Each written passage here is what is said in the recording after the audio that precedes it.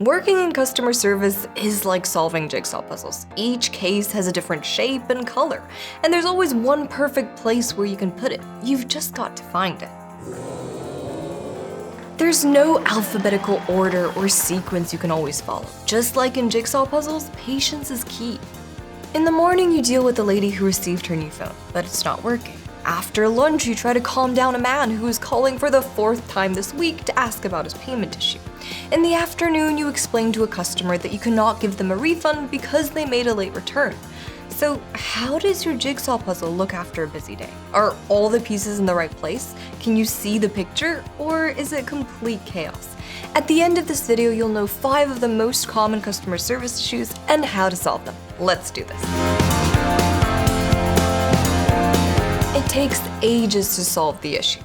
The most common issue that customers encounter regarding customer service is the long resolution time of their problem.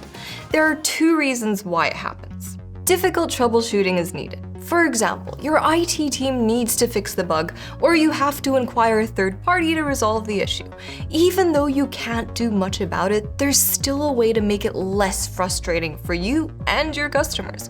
So listen up and take note. Instead of just waiting it out and being MIA to your customer, you can proactively call them or email them, informing your customer that yes, you do remember about their issue and yes, you are working on solving it. And by doing this, you are first and foremost showing your customer that you care. Of course, they might be upset, however, at least they won't accuse you of not giving a fudge. And as long as the customer is updated on the issue, even if you're telling them that the case isn't solved yet, they won't suddenly erupt with anger and call you like this. The second reason for an issue taking ages to solve is that communication in your team is a mess. Even if the issue could be solved easily, the communication in your team is still a mess and there's no way around it unless you literally go and clean it up with these tips. Number 1, leave a note after every call, email, or chat. Briefly describe the conversation, leave info about what the customer wanted, and leave a date and your name. Number 2, if you cannot process a customer's request, make sure that the right person knows about it. Don't go asking your colleague at the water cooler, send them an email to be sure that they have your message in their inbox.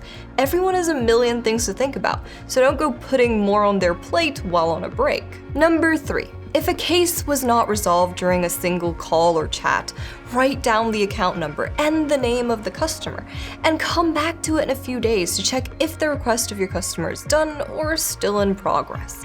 Number 4, if you see that no one has started to work on the issue, send them a message asking them to take care of it politely. If you see that it's done or currently in progress, then you can proactively call the customer and just let them know. And I know this may sound controversial since customer service reps rarely have time for extra tasks. However, if you try giving your customer service reps 10 minutes for callbacks for sending emails, then your customer service satisfaction levels might just go through the roof. Moving on, here's a very tempting yet horrible thing that is done in customer service: treating the customer like a hot potato. I don't think I need to say it, but just in case, do not treat your customers as if they were hot potatoes that you pass around within your company. One of the reasons why customers lose their temper is because they are being switched between departments. It may happen in a call center and it may also happen on chat. And the reason behind the loop is that a customer service representative doesn't know how to solve a case, and they don't know who to and to which department they should give it to. So how do you get rid of the hot potato scenario? Well, you've got to have rules on how to split up the different clients between agents, and remember to communicate with your clients professionally. Don't do this. I'm sorry, but I can't solve the issue. I'm going to transfer you over to our sales department. Try it this way. Okay, let's get this issue resolved. I'm going to transfer you over to my colleague. They are an expert in this field, and they'll make sure to give you all the info you need and answer all of your questions. Your customers will immediately feel that you care about resolving their case, instead of just passing them on like a hot potato. Moving on to another common issue. Employees don't know and don't want to admit it. Yes, there are cases when you sometimes just don't know. The issue is difficult and you've missed an update, or are new in the company and you just don't know.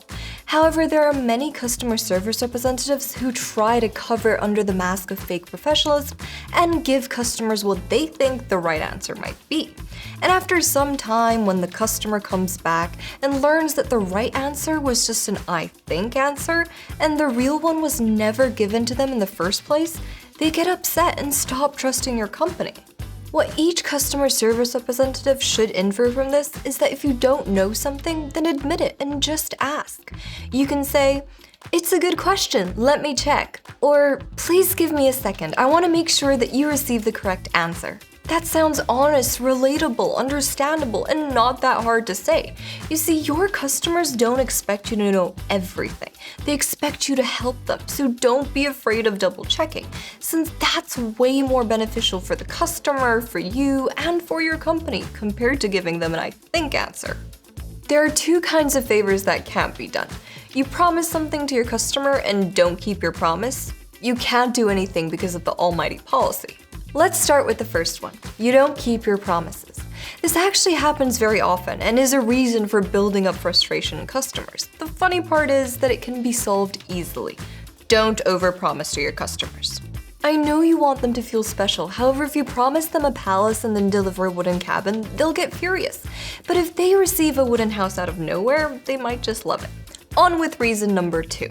I'm afraid I can't do it. It's against our policy. How many times has this answer been given to a customer? Am I right? Can I bring a dog? Sorry, it's against our policy. Can I get an extra blanket, please? Sorry, we have a 1 blanket per person policy. Can I get a refund on my purchase? Sorry, we have a 7-day return policy. I see you made the purchase 7 days and 3 seconds ago. Customers hate it when the policies are too strict. It's not surprising that they might go to a competitor after they hear it's against our policy. Remember that we're talking about reasonable requests and not that "I washed the sweater and now I want to return a request." So if the request is reasonable, what can you do? Instead of saying it's against our policy and there's nothing I can do, see if there isn't another way to help them. From their point of view, you will be going above and beyond for them, and your company will gain knowledge on what customers might expect, how the product could be improved, or a good review. Another small thing you can do is make your policies clear to everyone, or at least make it easily accessible. Customer received a faulty product. A faulty product is no one's fault except the manufacturer's. However, it is possible and actually most likely that your customer is upset and tries to blame you for it. The reasons are: they bought your product hoping to receive something magnificent, and they are disappointed. They're probably stressed out because they aren't sure if you'll accept their complaint. You can't change the way they feel about the product, but you can change the way they feel about the company. And this is how you do it. When they contact you to complain, you can respond with empathy, accuracy, a solution, or an apology. By responding with any of these, even a know-it-all type of customer will open up to a different approach. If you want to know more about the different types of demanding customers, go watch our video. The link is in the description. Getting back to it, regardless of all the issues your customers come to you with, the most important part is to close the conversation in style. Instead of just saying the generic "thank you for calling, bye," try something more unforgettable. Remember, the closing statement is just as important as the first impression. So try something along the lines of, "I'm very happy that I could help you with it. Before you go, is there anything else I can do for you?" There's a huge difference in how you say things in customer service. Now you know the 5 common customer service problems and how to solve them. See you soon.